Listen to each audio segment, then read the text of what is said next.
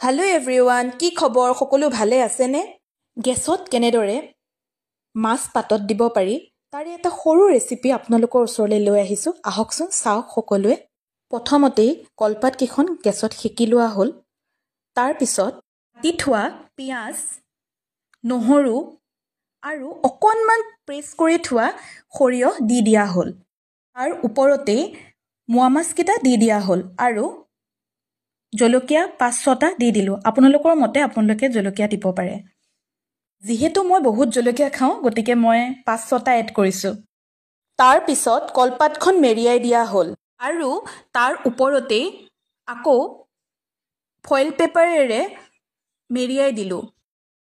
Foil paper ব্যৱহাৰ কৰি মাছ পাতত দিয়া আপোনালোকেও খাই চাবচোন কেনেকুৱা পায় আৰু জনাব। আজিলৈ ইমানেই, বাই।